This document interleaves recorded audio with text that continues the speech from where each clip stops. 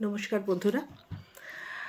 আজকের আলোচনার বিষয় হচ্ছে ছোট ছোট বাচ্চারা যখন লিখতে শেখে প্রাথমিকভাবে তারা খুব ভালো একটা লিখতে পারে না। তো কেন লিখতে পারে না, কী সমস্যা হচ্ছে, কীভাবে লিখতে শিখবে, সমস্তটাই আজকে আমি এই ভিডিওতে আলোচনা করব। বাচ্চাদের লেখার জন্য সবথেকে বেশি দরকার সেটা হচ্ছে তার ফাইন মোটর স্কিলের ডেভেলপমেন্ট। এবার প্রশ্ন হলো, ফাইন মোটর স্কিল কী? ফাইন মোটর স্কিল হচ্ছে আমাদের হাতের পায়ের সূক্ষ্ম সঞ্চালন। বাচ্চাদের এই সূক্ষ্ম সঞ্চালন বলতে বোঝায় তাদের ছোট ছোট জিনিস ধরা, জিনিসগুলোকে ছুঁড়ে ফেলে দেওয়া, সেগুলোকে পাস করা, কখনো বা তাদের বাড়ি ঘরের ডোর নবটা খুলে দরজাটা খোলা, জামাটা জিপ লাগানো, এগুলো সবই তাদের ফাইন মোটর স্কিল বা ফাইন মোটর অ্যাক্টিভিটির অন্তর্গত। এইবারে কথা হচ্ছে, বেশ কিছু বাচ্চা আছে যাদের ফাইন মোটর ডেভেলপমেন্টটা প্রপার নয়। সেই জন্য প্রি স্কুলে ভ্যারাইটিস অফ অ্যাক্টিভিটিস থাকে ফাইন মোটর স্কিল ডেভেলপমেন্টের জন্য। কিন্তু বাচ্চারা কতক্ষণ যায় স্কুলে? একটা বাচ্চা 2 ঘন্টা, তাতে কিন্তু সম্পূর্ণরূপে তার ফাইন মোটর ডেভেলপমেন্ট সম্ভবপর নয়। তাহলে আমরা বাড়িতে থেকে বাচ্চার ফাইন মোটর ডেভেলপমেন্ট কী করে করব এবং বাচ্চার ফাইন মোটরটা কীভাবে ডেভেলপ হয়, এগুলোই আমি আজকে বলবো। একটা বাচ্চা যখন প্রথমে জন্মায়, সেই অবস্থায় সেই বাচ্চাটার মধ্যে কিন্তু খুব একটা কিছুই ধরার ক্ষমতা বা কিছু থাকে না। সময়ের সঙ্গে সঙ্গে যখন সে আস্তে আস্তে বড় হয়, যখন তার বয়স হচ্ছে মোটামুটি ধরুন 6 মাসের মতো, তখন বাচ্চাটা গ্রাস্প করা মানে কোনো জিনিসটাকে আলগা আলগাভাবে ধরার চেষ্টা করে, আলগা আলগাভাবে ধরে। ঠিক তার মানে টাইটলি ধরতে পারে না, খুলে বেরিয়ে যায়, বাট চেষ্টা করে ধরার। এটা আস্তে আস্তে ডেভেলপ করে যখন তার বছরখানেক বয়স হয়, মানে 6 মাস থেকে 12 মাসের মধ্যে যে সময়টা, সেই সময় বাচ্চা দেখবেন খিমচোতে শেখে। বাচ্চারা ভীষণ চুল ধরে টানছে, খিমচে দিচ্ছে, মানে তখন কি তার গ্রিপটা হাতে আস্তে আস্তে একটু শক্ত হচ্ছে, জিনিসগুলোকে টাইট করে ধরতে পারছে। এইভাবে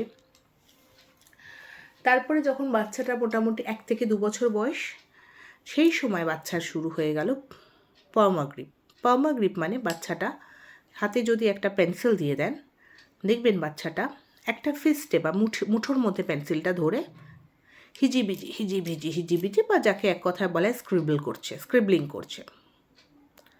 এবং অ্যাজ দ্য ডে পাসেস, যখন তার বয়স হয়ে গেল মোর দ্যান 2, তখন আস্তে আস্তে ওদের গ্র্যাজুয়ালি এই পার্মা গ্রিপ বা এই মুষ্টিতে পেন্সিল ধরার প্রবণতাটা থেকে আস্তে আস্তে পিন্সার গ্রিপ বা 3টে আঙুলে পেন্সিল ধরা যাকে বলে, সেই জিনিসটা ওদের মধ্যে আসছে। কিন্তু বেশ কিছু বাচ্চা আছে যারা অনেক বয়স পর্যন্ত তাদের এই পিন্সার গ্রিপটা গ্রো করে না, পার্মা গ্রিপে ওরা থাকে এবং ওরা প্রচণ্ডভাবে মানে স্ক্রিবলই করতে থাকে। তখনও পর্যন্ত একটা অ্যালফাবেট লিখতে পারে না, ওয়ার্ড তো দূরের কথা, একটা অ্যালফাবেট প্রপার ওয়েতে ওরা লিখতে পারে না। তখনই আমাদের ধরে নিতে হবে যে ওর ফাইন মোটর স্কিলসে কিছু সমস্যা তৈরি হয়েছে। এইবার এই ফাইন মোটর স্কিলটার যে সমস্যাটা, সেটা সমাধান হলে কিন্তু বাচ্চাটার লেখাটা শুরু হয়ে যায় প্রপার ওয়েতে। আমরা তো গ্র্যাজুয়ালি বাচ্চাকে চেপে ধরে, আমরা হাত দিয়ে ধরে বাচ্চাকে লিখিয়ে দিচ্ছি, এই করছি, কিন্তু আমরা কখনোই ভাবি না যে কেন ওর সমস্যাটা হচ্ছে বা এই সমস্যাটার সমাধানটা কী আছে। তো এই সমস্যার সমাধানটা একটু আমি দেখি, কী সমস্যার সমাধানটা কী দেওয়া যেতে পারে। দেখুন, প্রি স্কুলে যখন একটা বাচ্চা যায়, তার কাছে ভ্যারাইটিস অফ অ্যাক্টিভিটিস থাকে তার ফাইন মোটর স্কিলটা ডেভেলপ করার জন্য। কিন্তু যখন ওরা বাড়িতে থাকে, ওরা হয়তো স্কুলে সারাদিনে 2 ঘন্টা থাকলো, তার মধ্যে ওদের অনেক কিছু করার থাকে। শুধু ফাইন মোটরের দিকেই ওদের দেখা হয় সেরকম ব্যাপার না, আরও অনেক কিছুই হয়। তো তাই জন্য আমরা বাড়িতে কিছু খুব সাধারণ এক্সারসাইজের মাধ্যমে বাচ্চার কিন্তু ফাইন মোটর স্কিলটাকে ডেভেলপ করতে পারে। তো আজকে এক্সারসাইজগুলো আমি বলে দিচ্ছি। প্রত্যেকের বাড়িতে রুটি হয়, প্রত্যেকের বাড়িতে কম বেশি না, মনে হয় আজকাল সবার বাড়িতে রুটি হয়। তো আটার কিছুটা অংশ আমরা বাচ্চাটাকে ছিঁড়ে দিয়ে দিতেই পারি।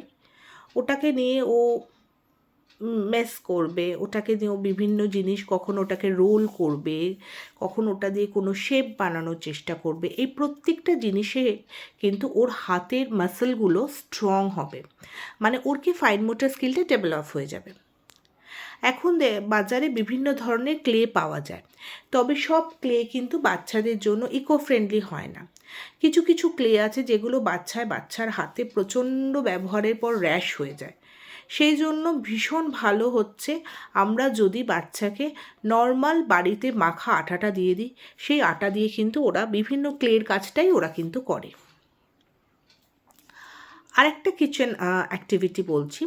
সবার কাছে চাকি বেলুনি আছে, রুটি করি। বাচ্চাকে খেলার ছলে একটু দিয়ে দিতে পারি। ওরা যখন রোল করবে, ওটাতে কিন্তু ওদের রিস্ট মাসলটা ডেভেলপ করে যাবে।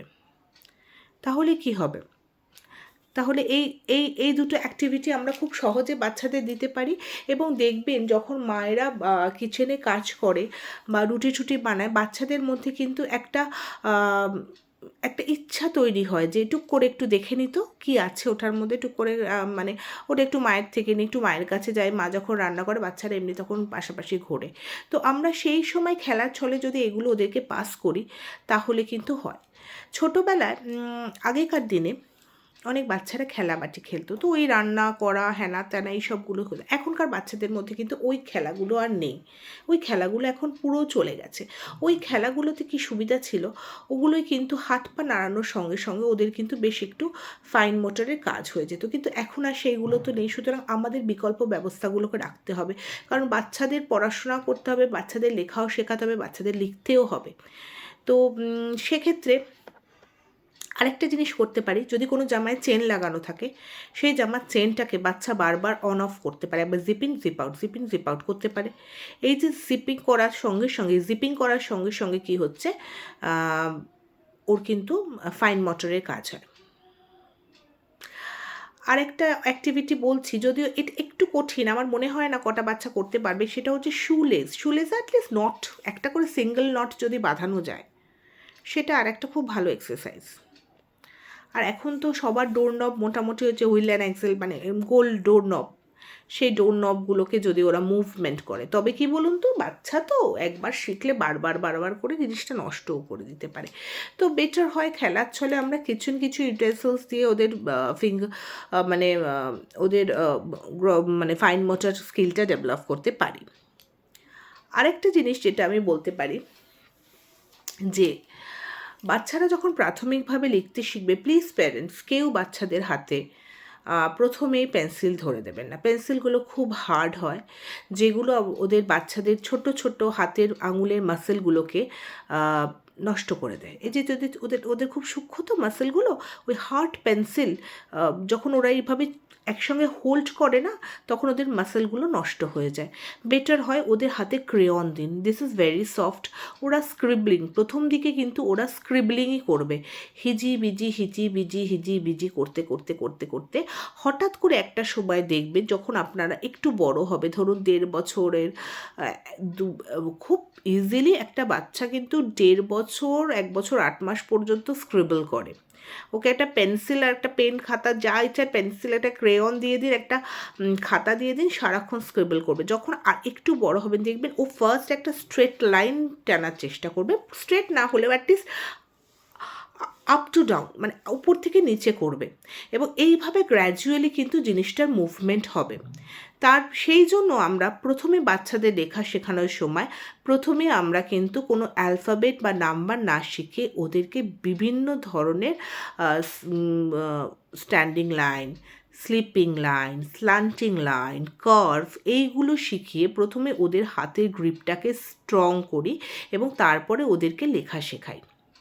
তো আশা করছি আজকের ভিডিওটায় আমি এতটুকু বলতে পারলাম ফাইন মোটর স্কিল কী, ফাইন মোটর স্কিলকে কীভাবে ডেভেলপ করা যায়, এবং ফাইন মোটর স্কিলকে কীভাবে আমরা গ্র্যাজুয়ালি বাচ্চাদের মধ্যে ইমপ্লিমেন্ট করব। কোনোটাই খুব তাড়াতাড়ি না, কারণ ওরা খুব ছোট, তো ওদেরও অ্যাডাপ্টেশনের জন্য একটা টাইম দিতে হবে, সব কিছুই ওদের কাছে একদম নতুন হয়। তো আশা করি এই ভিডিওটা অবশ্যই সবাই উপকৃত হবেন। যদি ভিডিওটা ভালো লাগে অবশ্যই কমেন্ট করবেন।